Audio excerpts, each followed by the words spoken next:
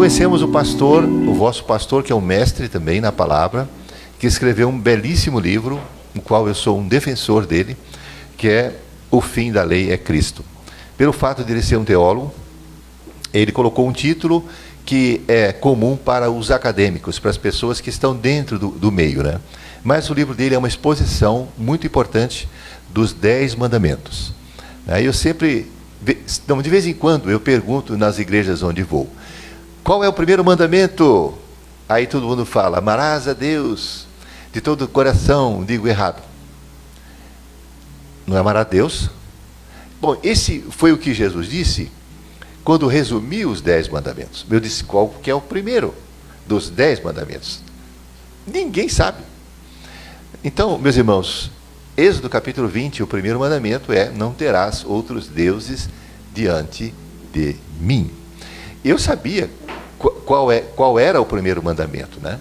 Mas faltava essa parte aí. Então, quando fiz a revisão do livro, isso contribuiu para mim também. Então, eu fiquei maravilhado com a leitura do livro e recomendo que vocês leiam. Então, tá certo. Bem, meus irmãos, eu e minha esposa Ângela estamos casados há 42 anos. Eu ia falar, nem parece, mas parece sim. E nós temos 3 filhos, 2 rapazes e uma moça. O mais velho tem 41 anos, mora lá no Canadá, numa cidade chamada Brampton, perto de Toronto. Já está lá há mais ou menos 20 anos. Ele foi para lá para estudar tudo e acabou encontrando uma morena muito linda de Belo Horizonte. E aí casou-se, olha só, os 2 são do Brasil. E tem um casal de filhos, a Rachel, que tem 15 anos, e o Daniel, que tem 13. Eles são canadenses, mas também são brasileiros, porque tem dupla cidadania. Fala inglês, claro, e também português, que é uma riqueza ter 2 línguas, né? E é isso. Então, nós temos um carinho muito grande pelos nossos netos, porque o neto é a cereja do bolo, né? A gente mima os netos, mas como os netos são apegados a nós. Nós temos a Priscila, casada com o pastor Marcos, aqui de Novo Hamburgo, e eles ainda não têm filhos. E nós temos o Felipe, que é nosso filho caçula, que vive lá em Mogi das Cruzes. Ele tem um casal de filhos também. Ele é casado com a Maiara e tem os 2 filhos, o Davi e a Clara. O Davizinho vai fazer 9 anos agora, no mês de outubro, e a Clarinha tem 7 anos. E outro dia o Davi falou assim, ninguém me tira dessa casa, falou para os pais dele, da minha casa. Ninguém tira eu dessa casa. Porque, você sabe, os netos querem ficar na casa do vô e da vó. Porque é só sorvete e chocolate e brincar, e vamos passear, e vamos... Mas quem educa são os pais. Então, os avós não educam, os avós mimam.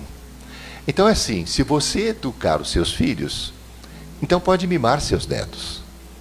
Mas se você mimar os seus filhos, sinto muito, vai ter que criar os seus netos. Então, não inverta as coisas. Eduque os seus filhos. E quando você tiver a idade igual eu tenho, aí você vai mimar os seus netos. Tá certo? Então é isso. Os netos é tudo de bom que você pode imaginar. Eita, água boa. Mas quem beber dessa água tornará a ter sede. Mas se beber a água do rio Tietê, nunca mais terá sede. A coisa é séria. Meus amados, antes de nós começarmos a pregar a palavra do Senhor, nós estamos já no finalzinho da nossa 3ª viagem aqui para o Rio Grande do Sul. Nós viemos no começo do ano, depois no mês de maio e agora no mês de setembro. Então já estamos de retorno para a nossa cidade. Terça-feira, agora de manhã, estaremos voltando e rogamos as orações dos irmãos para que o Senhor Deus nos conceda uma boa viagem de volta para casa. Nós estivemos ministrando na Convensul e a maior parte do material que eu trouxe de lá de São Paulo foi vendido lá, graças a Deus. Então aqui é a última igreja, a última, e os últimos serão os últimos. Porque os livros todos já acabaram, praticamente. Então, na próxima oportunidade, porque aqui já vai ser um ponto de partida, um ponto de chegada do Rio Grande do Sul para nós, porque é uma grande alegria vir aqui estar com nossos parceiros. Bem, nós temos um ministério com casais, eu e minha esposa, casamos muito jovens. Eu tinha 20 anos, ela 17, e naquele tempo os crentes casavam cedo, né? E é isso, estávamos até desempregados. Mas para não fazer coisa errada, nós decidimos casar, certo? A Bíblia diz que é melhor casar do que ficar abrasado. Abrasado é doidão, é toda hora pensando naquilo. Então o Senhor diz, casa, é melhor. E aí nós casamos. Bem, não existe estágio de casamento. Estou fazendo um estágio de casamento, que eu vou casar. Não, você vai com tudo. Porque o casamento não vem pronto. Ele é construído juntos. Então, há necessidade de fazer mudanças? Claro. Você tinha um estilo de vida quando era solteiro. Agora que você casou, outro estilo de vida. E aí precisa se adequar, precisa fazer as adequações. Então é nessa hora que vêm as lutas e os problemas. E os problemas vêm, mesmo que vocês não pensem neles. Vêm do mesmo jeito. Por isso que o Senhor Jesus disse, aquele que ouve a minha palavra, primeiro desafio é ouvir. Porque há muitas vozes no mundo, muitas vozes. Até se eu demorar muito, você vai ouvir a voz do teu estômago fazendo assim. Será que não tem nenhuma coxinha por aí? É a voz do estômago. Então, meus irmãos, muitas vozes no mundo. Entre essas vozes está a do Senhor. Então, aquele que ouve a minha palavra e põe em prática é um homem prudente, que construiu sua casa sobre a rocha. Porque quando cair a chuva, quando soprar os ventos e quando transbordar os rios, chuva cai por cima, vento sopra pelos lados e chuva transborda por baixo. É como se Jesus falasse, o negócio vai vir sem piedade, vai vir para derrotar. Então, se você construir sua casa, sua vida, seu casamento, sua família, sobre a rocha, então não precisa ter medo, porque o lugar é estável, é seguro. Não precisa ter medo. As lutas vão vir do mesmo jeito, mas não tenha medo, porque o lugar que você está é seguro. Esse lugar é Jesus, esse lugar é a palavra de Deus. Agora, mas se você ouve a palavra e não põe em prática, daí eu fiquei pensando, quem será que ouve a palavra? E aí Deus disse, aqueles que sentam nas cadeiras da igreja. Porque a palavra não é pregada na novela da Rede Globo. A palavra é pregada na igreja, no templo. Então você ouve a palavra e a Bíblia diz que uma parte ouve e pratica. E outra parte ouve e entra no ouvido e sai no outro. Não põe em prática. E aí eu fiquei pensando, por que aquele homem construiu uma casa em cima da areia? Porque ele falou assim, aqui não chove não, aqui não chove, aqui é seco. É aquele negócio de você enganar, me engana que eu gosto. É aquele negócio de você achar que nunca vai vir luta, está enganando. E aí a chuva vem. E aí bate com muita força. Então eu e minha esposa casamos muito novos, e aí o problema veio sobre nós. E um dia minha esposa disse assim, nós precisamos discutir nossa relação. Eu disse, discutir o quê? Ela disse, senta que lá vem história. E aí compartilhou, né? A situação estava difícil. E aí foi uma luta, porque naquele tempo não tinha encontros de casais, não tinham especialistas, não tinham pessoas tão acessíveis para falar com a gente e ajudar a gente. Aí eu disse para ela, e agora, o que vamos fazer? Quem nos ajudará? Chapolin colorado, né? Nesse é conversa, não tem chapolim não. Meus irmãos, a verdade, para resumir, é que não existe nenhum problema para Deus, não existe nenhuma dificuldade para Deus, não existe nenhuma situação tão difícil, tão difícil para Ele, não existe. Jesus disse, isso pode ser difícil para os homens, mas para Deus tudo é possível. Então, os problemas, meus irmãos, vêm para todo mundo, mas na vida do cristão, vem para ele se aproximar mais do Senhor. Vem para ele se aproximar mais de Deus. Sabe por que Deus quer que você cresça? De um jeito ou de outro. Se você tiver hábitos saudáveis, hábitos espirituais saudáveis, seu crescimento vai ser mais rápido.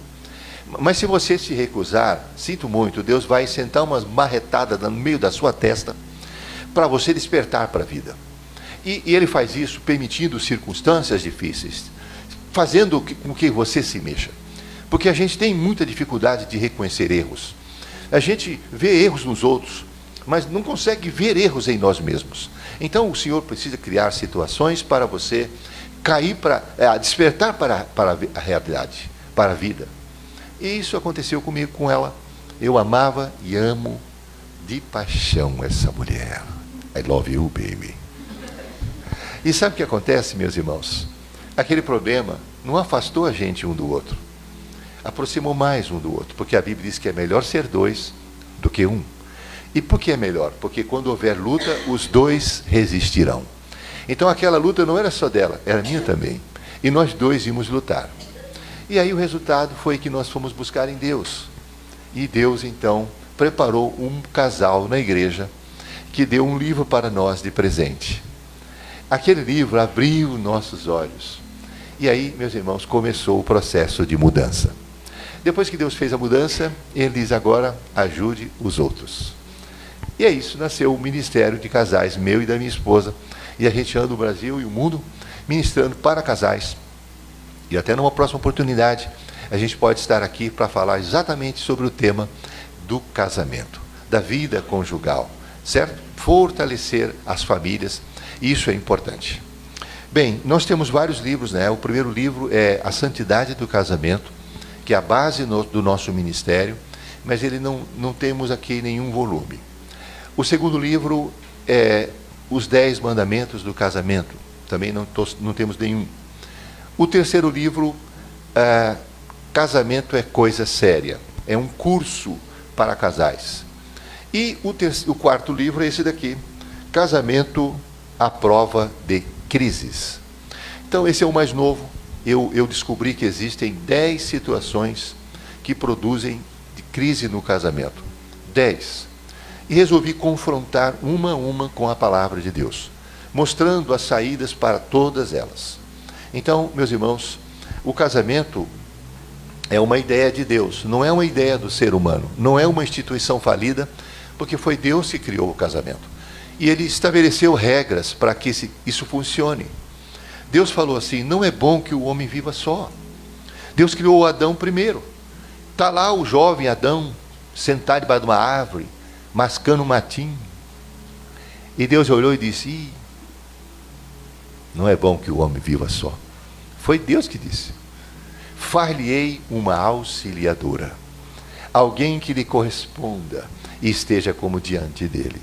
Aí Deus criou a mulher mais linda do mundo. Porque Adão era o homem mais lindo do mundo. E aí eles se casaram. E, meu irmão, foi amor à primeira vista. E quando Deus viu o casalzinho tão aconchegado, Ele disse assim, e viu Deus, e eis que era muito bom. Casamento é muito bom.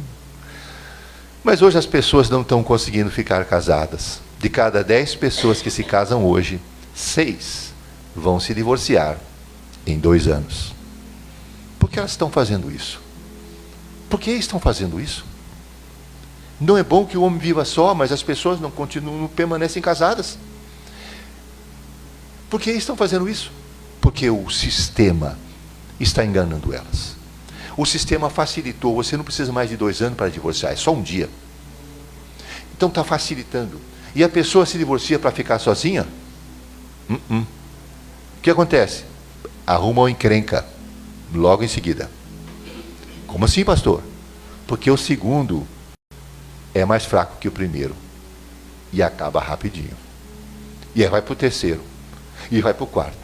Até chegar nos quintos. E os quintos é o asilo. Não ficou casado com ninguém. Ninguém serviu. Aí você pergunta para o sujeito que está no quinto casamento, o que você faria se pudesse? voltaria para o primeiro e ficaria quietinho lá. Gente, eu só conheço o pastor e nem conheço muito assim intimamente ele, tá? Então eu estou falando aqui como um profeta de Deus. Se você está no segundo, ou já está no terceiro, ou já está no quarto, meu querido, deixa Deus guiar a tua vida. Deixa Ele dirigir você. Porque o segundo pode ser melhor que o primeiro, se fizer as coisas diferente.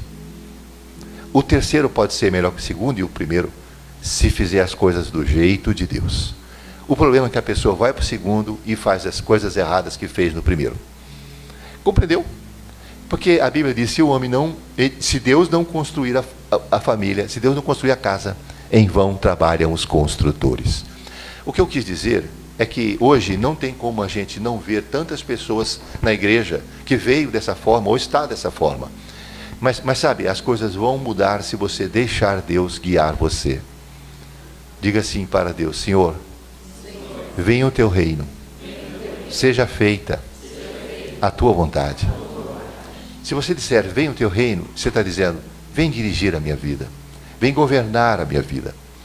Meus irmãos, quanto mais próximo de Jesus você estiver, todo mundo vai querer estar perto de você.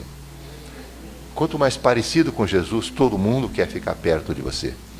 Porque Jesus é lindo, mas é uma beleza moral. Ele é paciente, ele é bom, ele é longânimo, ele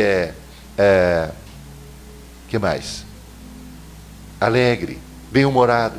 Jesus é bem-humorado. Então, essa palavra inicial aqui foi para falar desse livro. Então eu vou ser mais rápido com os outros. Extraordinária esperança. Esperança é uma das 3 palavras mais importantes da Bíblia. Então esse livro trabalha em cima da esperança. Um livro muito bom para ajudar pessoas que estão deprimidas, para restaurar a esperança. A esperança é algo que nós temos da parte de Deus, meus irmãos, que faz toda a diferença. O contrário de esperança é desesperança. E como tem gente desesperada no mundo hoje. Esse livro não foi escrito por mim, mas pelo meu amigo, o pastor Luiz Ander. E eu fiz a revisão do livro, é maravilhoso. Então só tem 2 exemplares. Mas se você quiser, um vai ser seu. Existem 3 palavras muito importantes. Entre elas está a fé, a esperança e o amor. A esperança e a fé só servem para nós aqui na terra, aqui nesse mundo. Certo? Não adianta você chegar no céu e falar assim, eu estou com tanta esperança. Alguém fala, esperança para quê? Você já está no céu, não precisa mais de esperança. Eu estou com fé também. Fé para quê? Olha Jesus ali. Você está no céu, já chegou. Não precisa mais de fé nem de esperança. Agora, amor, aí continua. O amor é importante aqui e importante lá. Vai continuar para sempre, mas fé e esperança só serve para nós aqui, irmãos. Amém? Então, um livro muito interessante. Esse é o Ministério de Louvor. Então, para quem trabalha com louvor, pensa num livro cheio de dicas, instruções, orientações, porque foi preparado por 12 especialistas da nossa igreja. A maioria pastores que têm formação superior em música. Então, a parte técnica, a parte instrumental, vocal, está tudo aqui. Especialistas da nossa igreja, lá da Grande São Paulo, prepararam esse livro chamado Louvor e Adoração para a Igreja do Século XXI. Então, é uma publicação da nossa editora. E esse só tem um único exemplar, Missionário Manuel de Melo. É uma história de como nasceu a sua igreja, o Brasil para Cristo. Só para vocês terem uma pequena ideia, no bairro do Tatuapé, o missionário Manuel de Melo era um diácono, e ele dirigia um ponto de pregação na casa da mãe dele. E aí, lá, toda semana tinha culto, toda semana eles oravam pelos enfermos. E Deus estava começando a curar muita gente. Na casa da irmã, mãe do diácono Nécron, que é o missionário Manuel de Melo. Um dia eles levaram uma senhora que estava muito, mas muito ruim. E aí não deu tempo, e a mulher morreu. E mesmo assim eles levaram a mulher e colocou no sofá da casa o corpo. E aí eles iam começar o culto com o defunto. Aí eles falaram, o que vamos fazer? Disse, bem, não custa nada orar. Vamos orar? e Jesus ressuscitou a mulher, meus irmãos. E aí nasceu a Igreja Brasil para Cristo. Claro que eu estou minimizando a coisa. A verdade é que não parou mais, continuou aquele mover tão maravilhoso e nasceu a primeira igreja genuinamente pentecostal, a primeira igreja brasileira genuinamente pentecostal. No tempo que o missionário estava vivo, a nossa igreja tinha mais de 2 milhões de membros. Hoje nós temos perto de 500 mil. Então você vê como que Deus usava esse homem. Em 79 ele construiu ou inaugurou o maior templo evangélico do mundo, com 10 mil, capacidade para 10 mil pessoas assentadas. E ele está lá para todo mundo ser testemunha. Inclusive agora nós vamos ter a Assembleia Nacional. Aqui tem muitas fotos. E aí você conhece um pouquinho da história da Igreja O Brasil para Cristo. Só tem um volume. Perdão, meus irmãos, por todo esse tempo, mas vamos para a Bíblia. Eu quero compartilhar com vocês uma revelação de Deus no livro de 1 Coríntios, capítulo 16. 1 Coríntios 16, eu quero compartilhar com vocês essa revelação do Senhor. Exatamente porque nós estamos vivendo tempos proféticos. Estamos vivendo nos últimos dias. Nos últimos dos últimos dias. Não dá nem para falar fim dos tempos. Tem que falar fim dos dias, ou fim das horas, fim dos minutos. Porque a profecia bíblica está se cumprindo de forma acelerada. Agora, nesse primeiro século. Né? Nós saímos agora da pandemia. Vocês lembram que no ano 2021 estava morrendo 5 mil pessoas por dia, só no Brasil. Então, nós vimos de perto esse monstro horroroso, que foi, na verdade, uma contração do parto. Porque Mateus capítulo 24, versículo 8, Jesus disse que não seria o fim, apenas o princípio do fim, o princípio das dores de parto. Porque a palavra dor ali no original é Odin, e Odin é dor provocada pelo parto. Então, o cumprimento das profecias seria como se fosse as dores de parto. Como que ocorre a dor de parto? Tem uma contração muito forte e depois um descanso. Uma contração mais forte ainda, outro descanso. Depois uma contração, aí nasce. Então, agora nós estamos no período do descanso. Diga, ai. É, porque está vindo outra contração aí. Então, o que nós temos que fazer como igreja? 2 movimentos. Primeiro, para cima. O pastor anunciou aqui os cultos de oração, as campanhas de oração. Não fique de fora. Esse é o movimento para cima. Nós precisamos buscar mais a Deus, nos aproximar mais do Senhor. E o outro movimento, para fora. Qual que é o movimento para fora? Evangelismo. Ganhar almas. Pregar a palavra de Deus. Trazer pessoas para Jesus o mais rápido possível. Salvar as pessoas que estão perdidas nos seus pecados. Esse é o movimento para fora. Ganhar almas para Jesus. E é isso, meus irmãos. Viver uma vida de santidade, uma vida de comunhão com os irmãos, com a igreja. E ganhar almas para Cristo. Porque o mundo não vai melhorar. Não vai melhorar. Você precisa melhorar. Diga, eu preciso crescer. Melhorar. Mas o mundo não vai melhorar. Eu preciso melhorar e você também, mas não espere melhoras no mundo por causa da profecia bíblica. Certo? Nós estamos caminhando, meus irmãos. Hoje eu fiz a primeira oferta no Pix e eu não sabia fazer. Foi lá em Porto Alegre. Estava ministrando hoje de manhã na nossa igreja. E aí chegou a hora da oferta e eu não gosto de ficar sem ofertar. Porque a Bíblia diz, ninguém compareça diante do Senhor de mãos vazias. Então, da próxima vez, se fosse você, eu trazeria que seja, nem que fosse R$2. Porque o pastor leu aqui, ó. Pobreza não anula generosidade. Aqueles irmãos eram muito pobres. O pastor leu. Vocês não prestaram atenção, mas eles eram muito pobres. E Paulo diz assim, não vamos levantar oferta aqui não. Olha a situação dos irmãos. E os irmãos disseram, não deixa a gente de fora não.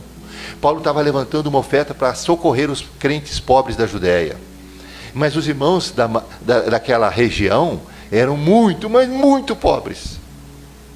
E Paulo diz que eles rogaram, suplicaram. Já viu alguém fazer isso? Pelo amor de Deus, não deixa eu ficar de fora da oferta. Tem lugar que quando você fala da oferta, parece que está na hora do túmulo, do féretro. Os irmãos estavam pedindo.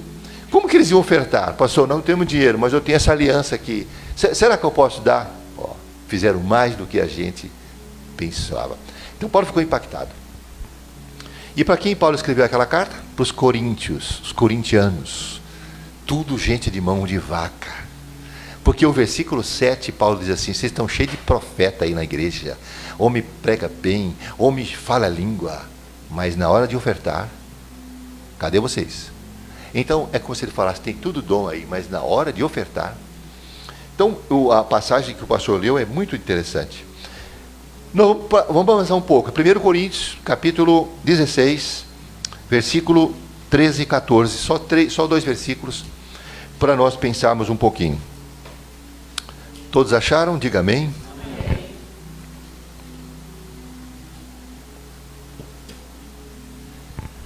Eu estou usando a tradução NAA, talvez seja diferente, mas vamos lá.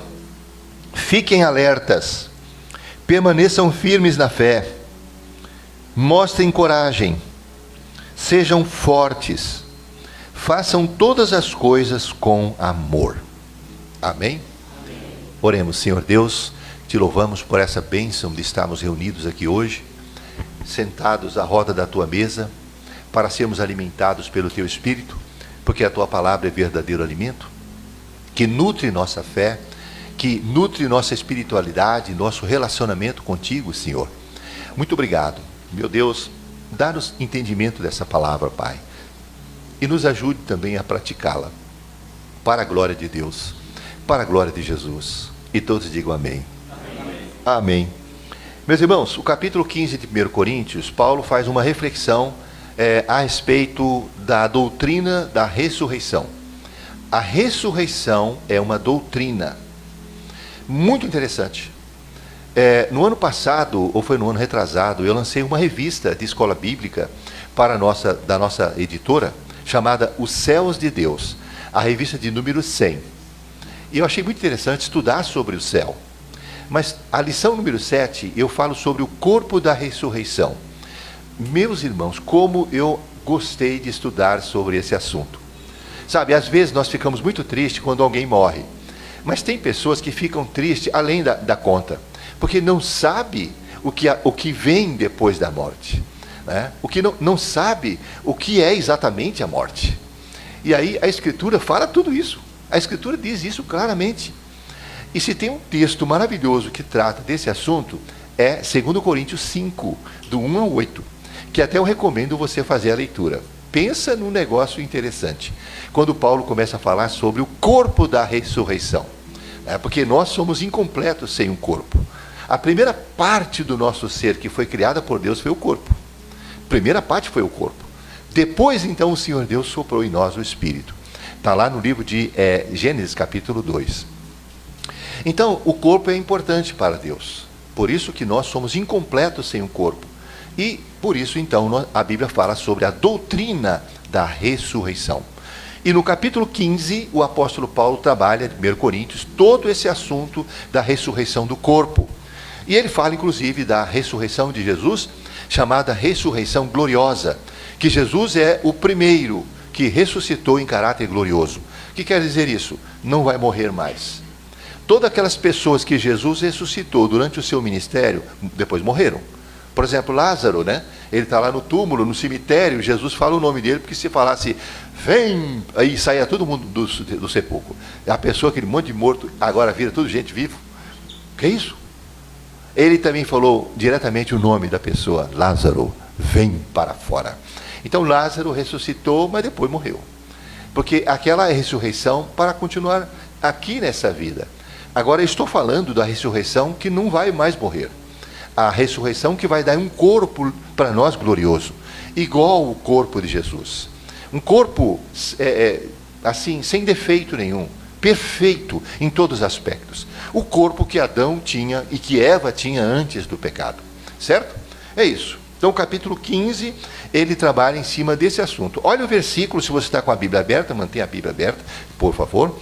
Capítulo 15 e versículos 51 e 52. Então Paulo está concluindo o capítulo 15 e também concluindo a primeira carta. Olha o que ele diz no versículo 51, 1 Coríntios 15. Ele diz assim: eis que vou lhes revelar um mistério. Nem todos dormiremos, ele quer dizer, nem todos morreremos, mas todos seremos transformados, tanto quem morreu como quem estiver vivo. Verso 52, no momento, no abrir e fechar de olhos, ao ressoar da última trombeta, a trombeta soará, os mortos ressuscitarão incorruptíveis e nós seremos transformados. Então, Paulo está falando aqui, meus irmãos, de um evento importante que a Bíblia chama de arrebatamento da igreja. Quando ele fala da trombeta, está lembrando Êxodo 19, 16, 19, Êxodo 20, versículo 18, quando Moisés está no monte, ouve o som da trombeta, o arcanjo tocando a trombeta, esse mesmo vai tocar a trombeta, certo? E o que acontece? Aí vai ocorrer a ressurreição de todos os irmãos que já morreram antes de nós e a transformação imediata de todos os que estão vivos. Isso é um milagre, isso aí é um evento fenomenal. Eu acredito que o apóstolo está com esse assunto na cabeça quando ele dá esses 5 conselhos que nós acabamos de ler. É como se o apóstolo falasse: ei, vocês que estão aí no século 21, aí na igreja de Taquara, vai um conselho para vocês. Vocês que estão muito próximos da vinda de Jesus, vocês que estão reconhecendo o cumprimento dos sinais proféticos, vocês que estão vendo a ressurreição do Estado de Israel, vocês que estão percebendo a mudança rápida que as coisas estão acontecendo, porque hoje eu consegui ofertar com dinheiro vivo, mas eu não sei até quando eu vou conseguir pegar o dinheiro de papel, porque isso vai sumir. Meus irmãos, desde o tempo que mundo é mundo, tem dinheiro de papel ou de moeda. Agora ele vai sumir, desaparecer. Já tem até o dinheiro brasileiro chamado Drex, que vai substituir, que é o dinheiro digital. Todo mundo agora gosta de pagar com cartão, mas cartão já caiu de moda, agora é tudo Pix. Por quê? Porque o sistema está conduzindo eu e você para o mesmo caminho. E aí você tem 20 mil no banco, tá certo, o que você vai fazer com esse dinheiro? Vou tirar e guardar debaixo do colchão. Como? Não tem mais dinheiro de papel. Não existe mais transação de papel, ainda existe, mas não vai mais existir. Porque as coisas estão acontecendo muito rápido. E aí você vê aquele seriado do Largados e Pelados, perdoe pela palavra, mas você sabe, dos Largados e Pelados. E os sujeitos vão para o meio do mato, passar fome, ser picado pelos bichos, e você fica olhando lá para eles e fala: gente, como é que pode esse negócio? O cara emagreceu 7 quilos. Por quê? Porque é muito difícil viver no meio do mato. Mas é como se Deus estivesse dando uma dica: ó, você aí que está ficando, que vai ficar nos últimos tempos, você precisa de água, de fogo, de abrigo e comida. Mas eu abro a torneira, sai água limpinha e baratinha. Eu vou tomar banho e sai água quentinha e limpinha. Sabe? Tudo, eu peço uma comidinha e vem para eu comer. Estamos acostumados com energia. Como que a gente vai fazer, meus irmãos? Então, vocês perceberam por que nós precisamos de um movimento para cima e outro para fora? Porque quanto mais perto de Deus você estiver, mais simples você vai ser. Menos sofisticado você vai ser. Mais grato você vai ser, certo? Você vai comer, só tem pizza de mussarela, não gosto. Não gosta? Eu costumo dizer que o melhor sanduíche que existe é pão com fome. Pão com fome. Só tem pão. Mas a gente dá uma esquentadinha no air fry, né? Só tem ovo. Mas não tem problema, porque está com fome. Quando está com fome, qualquer coisa é bom. Então, eu estou dizendo isso para os irmãos, meus irmãos, para a gente dar uma relaxada aqui. Mas sabe, nós estamos nos últimos tempos. Então, é como se o apóstolo Paulo tivesse tendo uma visão profética dos últimos dias. Aí ele diz assim, vocês que estão vivendo nos últimos tempos, receba esses 5 mandamentos para os últimos dias. Primeiro mandamento, 1 Coríntios 16, verso 13. ele diz: fiquem alertas. Outra tradução diz: sede vigilantes. A NVI diz: estejam vigilantes. Então esse é o primeiro mandamento para quem está vivendo nos últimos dias e está percebendo os sinais proféticos se cumprindo. Paulo está dizendo: vocês precisam vigiar.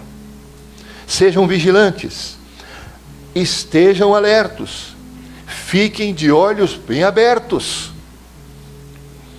No original, gregoreite, a palavra quer dizer vigiar, estar, manter-se desperto. Em outras palavras, nós devemos estar precavidos, atentos, nos mantermos atentos para não se meter em encrencas. Jesus disse: eis que vos envio como ovelhas para o meio de ovelhas. Ah, não é de ovelhas? Eis que vos envio, Mateus 10,16, como ovelhas para o meio de lobos. Como assim, Jesus? O Senhor manda a gente por meio dos predadores? Ele disse: não estou escondendo o jogo. O mundo é hostil. Então sejam simples como as pombas e prudentes como as serpentes. Olha o que Jesus está dizendo.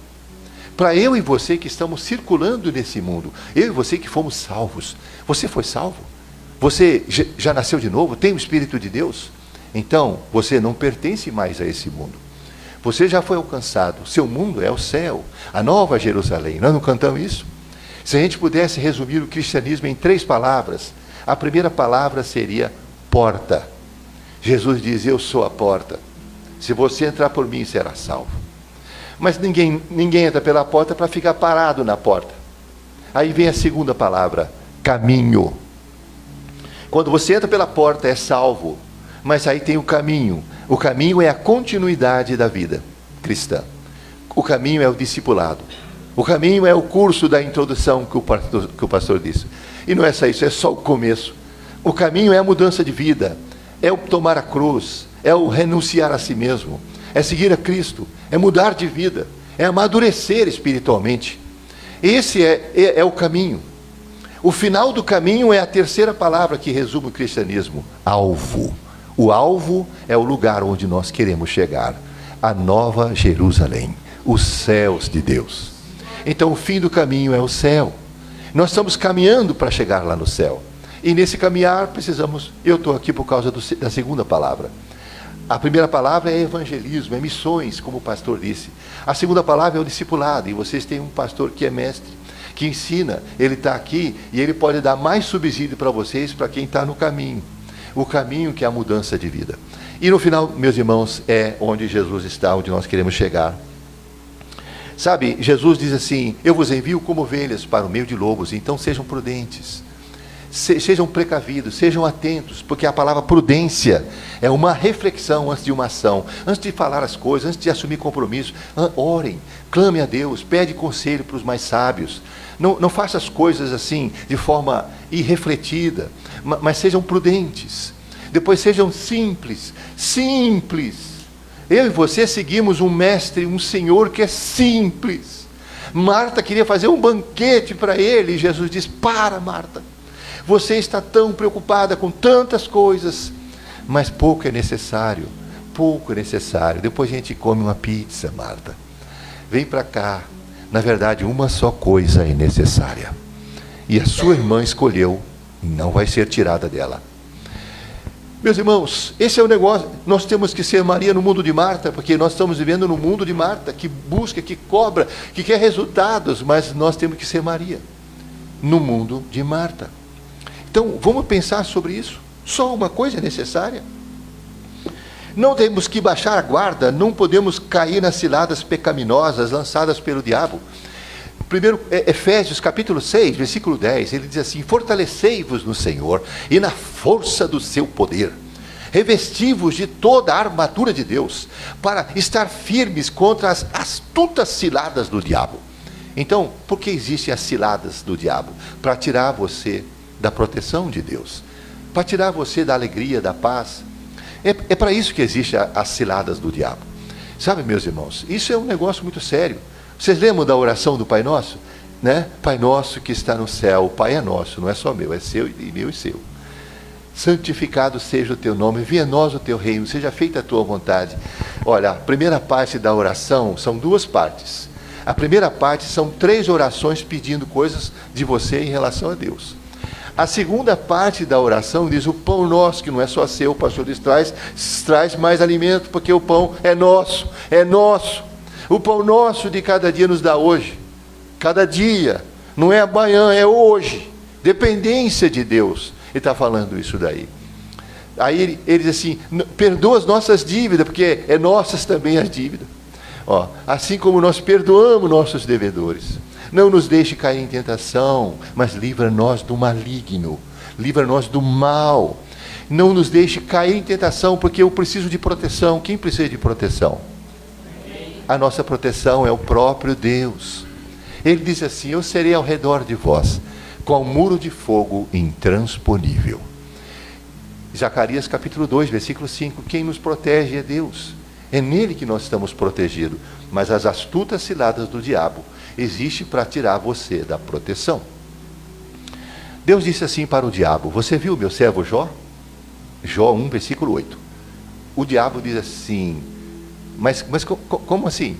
Ele disse: você viu meu servo Jó? Não tem ninguém como ele na terra, homem irrepreensível, homem santo, dedicado, que foge do mal, temente a Deus. Aí o diabo respondeu para Deus, Jó 1, versículo 10. Disse assim: sabe por que Jó é um homem tão abençoado? Porque o Senhor construiu uma cerca em volta dele, da família dele e dos bens dele. De modo que entre eles e eu tem uma cerca que o Senhor construiu. Você sabia disso? É Jó capítulo 1, versículo 10. Diga: em Jesus, eu sou intocável. Está na Bíblia isso. 1 de João, capítulo 5, versículos 18 e 19. Aqueles que nasceram de Deus, o maligno não toca. Então, veja só, por que não toca? Porque você está dentro dessa proteção. Então, por que existem as ciladas? Não nos deixe cair em tentação, que é para você sair. Porque o diabo não pode tocar você enquanto você está protegido. Mas se você sair, aí ele te pega.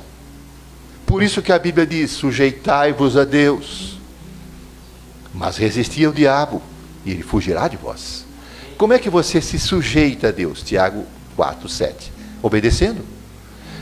As astutas ciladas é para você sair da proteção, porque ninguém pode tocar você. Você está protegido em Deus. Ele é esse muro é o próprio Deus. É o próprio Deus quem vai tocar em você. Colossenses 3, versículo 3 diz que nós estamos escondidos com Cristo em Deus. Escondido com Cristo em Deus. Cristo abraçou você, Deus abraçou a Cristo. Quem vai tocar você? Mas as astutas ciladas é para você mesmo sair. Por isso ele diz para nós orarmos: não nos deixe cair em tentação. Vigia. Você precisa vigiar, porque o inimigo está procurando os teus pontos fracos para explorar eles contra você. Por que você precisa vigiar? E como você vai vigiar?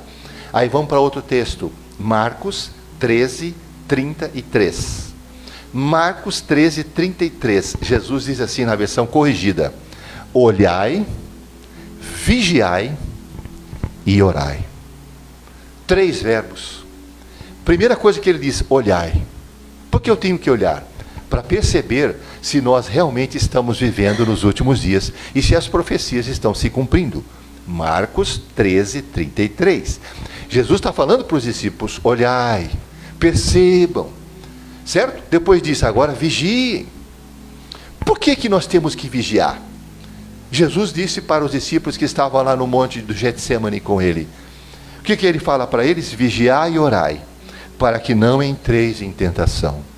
Ele disse: o espírito está pronto, mas a carne é fraca. É como se ele falasse: você está pronto para servir a Deus, mas tem alguma coisa dentro de você que não vai fazer nenhum esforço para vir orar, nenhum esforço para contribuir, nenhum esforço para ler a Bíblia. É a sua natureza pecaminosa. Quem aqui já teve um encontro com Jesus e é salvo pela fé em Jesus? Diga amém. Amém. Parabéns, porque você tem dentro de você a natureza de Deus. Mas não tem só a natureza de Deus. A natureza humana também está aí. Quando alguém não conhece Jesus, só tem a natureza humana. Mas quando alguém recebe Jesus, então tem a natureza de Deus implantada dentro dele. E essa natureza precisa crescer e se espalhar por todo o seu ser. Foi ter uma briga de cachorro. O rapaz chegou para o dono e falou assim: qual que é o bom? O rapaz disse: o bom é o branco. Aí deu a briga e o branco perdeu. Ele disse: mas você falou que o bom era o branco. Você mas o preto é ruim. O preto é muito ruim. Você perguntou qual que era o bom. O bom é o branco. Claro que isso é uma piada. Sabe quem que vai ganhar a briga? Aquele que for alimentado. Aquele que for treinado. Esse vai ganhar a briga. Se der mais comida para o preto e deixar o branco sem comer, ele vai ficar fraco. Então, meus irmãos, se você alimenta a natureza de Deus, se você ora, se você lê a palavra, se você não falta dos cultos, participa das reuniões, da célula, dos programas, está junto com o seu pastor nos ministérios, porque o ministério é uma forma de ajudar você a se envolver com coisas espirituais. Então, sabe o que vai acontecer? A natureza de Deus está forte dentro de você. Quando você não vigia, você fica aberto para outras possibilidades. A Bíblia diz que Davi, no sono da tarde, enquanto o exército estava na luta, ele viu uma mulher que estava tomando banho, nua, do seu apartamento lá ele viu a mulher. E aí o que ele fez? Está amarrado, Satanás, eu te rejeito, eu tenho 17 mulheres, não preciso de mais uma. Foi isso que ele fez? Não. Ele quis ela, cobiçou. Porque quando você deixa de fazer uma coisa certa, vai fazer uma coisa errada. Pessoa deixa de vir para o culto, você acha que ele fica lá na casa dele orando? Santo Deus, abençoa os irmãos lá na igreja, meu Pai. Não, de forma alguma. Se você deixa de fazer uma coisa certa, vai fazer uma coisa errada. Então, presta atenção, por isso tem que vigiar. Porque o diabo está contando com a tua sonolência para poder pegar você. A vigilância é ficar atento, acordado, precavido. E como que a gente vigia? Em oração, buscando a Deus, participando de tudo aquilo que o Senhor tem para nós, para ficarmos atentos, acordados. Primeiro mandamento, para quem vive nos últimos dias: vigiai. Vamos para o segundo mandamento. O segundo mandamento é: permanecei firmes na fé. Olha o que ele está falando: permanecei firmes na fé. A fé aqui, meus irmãos, é a fé objetiva. É a palavra fé objetiva, porque tem a palavra subjetiva. A subjetiva é a confiança que você tem em Deus. A objetiva é o conjunto de crenças. Quando Paulo diz assim: permaneçam firmes na fé, ele está dizendo: permaneçam firmes na crença, na doutrina, na sã doutrina. Conheçam a palavra de Deus, para não serem enganados. Sabe, os discípulos se aproximaram de Jesus, Mateus 24, e fizeram 3 perguntas para ele: Senhor, quando sucederão essas coisas? Porque Jesus tinha falado: o templo vai ser destruído, não vai ficar nenhuma pedra em cima da outra. Quando sucederão essas coisas? A destruição do templo é o primeiro. Que sinal haverá da tua vinda? Segunda pergunta. E que sinal haverá do fim do mundo? Mateus 24, 3. Versículo 4, Jesus responde: primeira coisa, acautelai-vos, que ninguém vos engane. O que Jesus está dizendo? Que nos últimos dias haveria confusão doutrinária. E isso está acontecendo, e todos vocês pegam o teu celular e começam a ver lá os profetinhas, começam a ver os teólogos que leu 5 livros e acha que já é teólogo.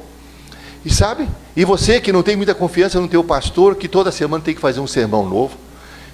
Então, meu amado, o que eu quero que vocês entendam que Paulo está dizendo: nos últimos dias, diz o Espírito Santo, alguns apostatarão da fé, por darem ouvidos a ensino de demônios, a doutrina de demônios. Nós estamos nos últimos dias. Você não sabe o tanto de falso profeta que existe. Hoje tem mais de 1.500 falsos cristos.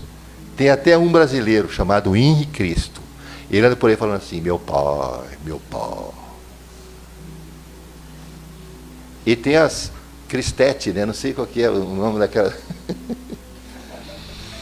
É uma coisa bizarra, você sabe, o negócio é um abestalhado, como dizem os nordestinos. Mas ele é o falso Cristo do Brasil. Estamos nos últimos tempos, então precisamos muito conhecer a palavra de Deus. Por isso, meus irmãos, precisamos ler a Bíblia, precisamos estudar, participar dos cursos ministrados pela igreja, conhecer a doutrina. Vamos para o terceiro ponto. Mostrem coragem.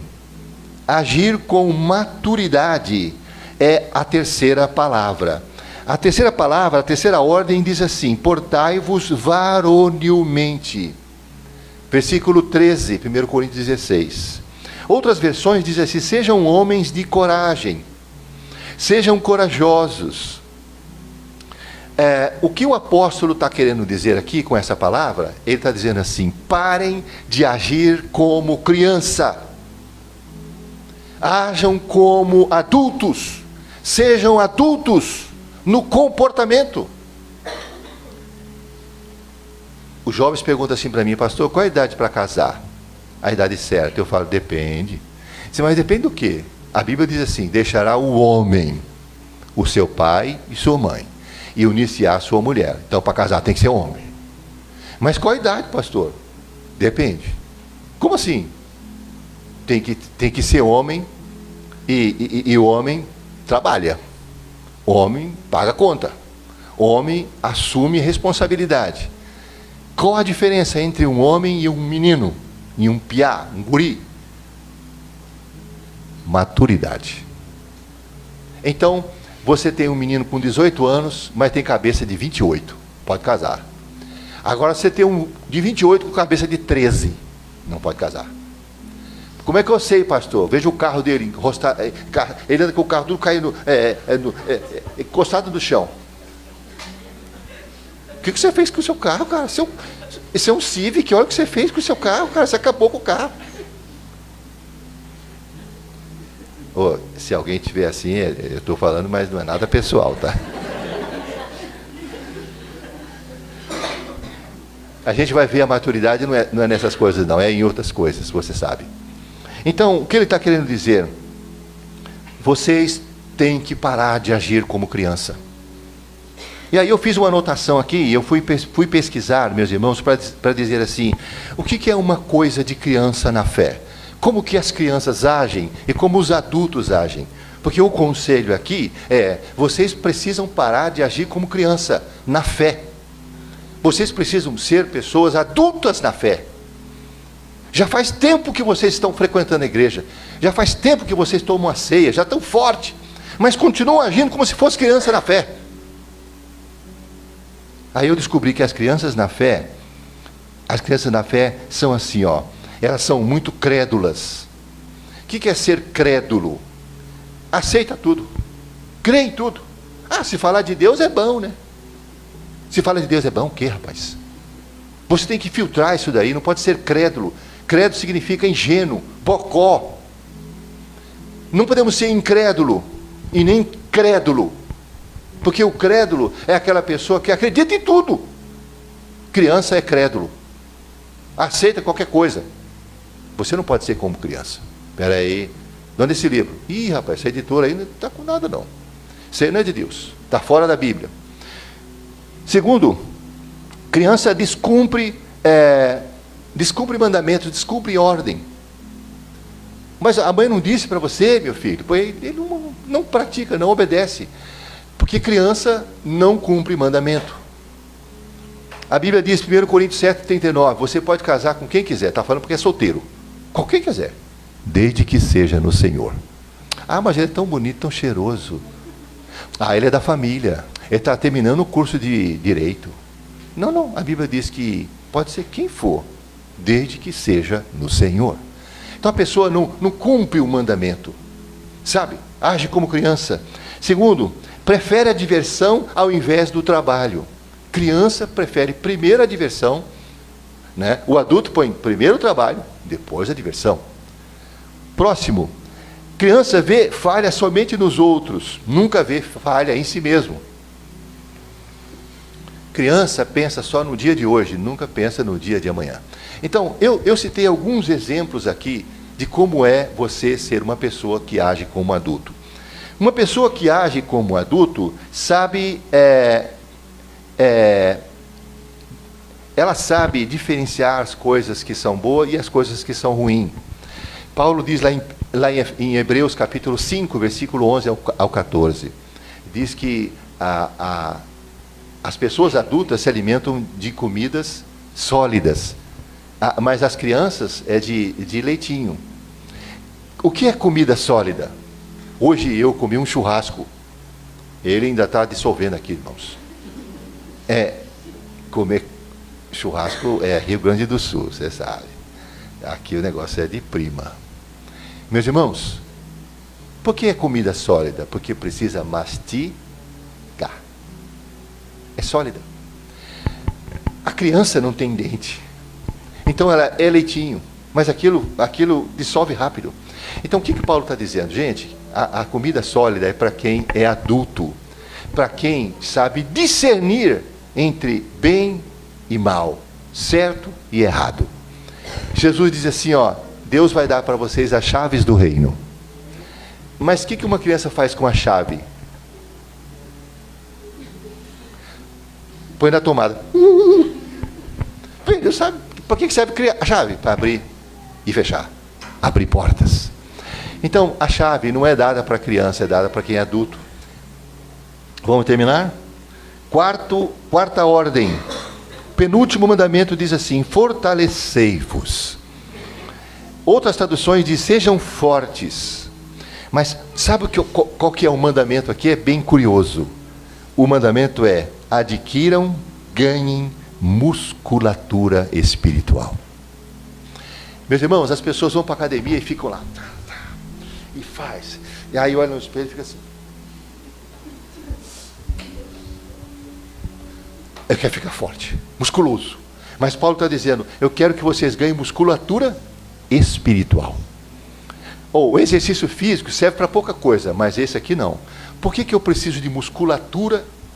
Porque musculatura dá resistência. Coloca um gordo e um magro para correr. 10 metros o gordo já está. Espera aí, cara, vai devagar, mano. E o magrão está pulando ainda. Que isso, mano? Por quê? Porque ele tem mais musculatura e tem mais resistência. E nós estamos numa corrida, meus irmãos, eu e você, numa jornada.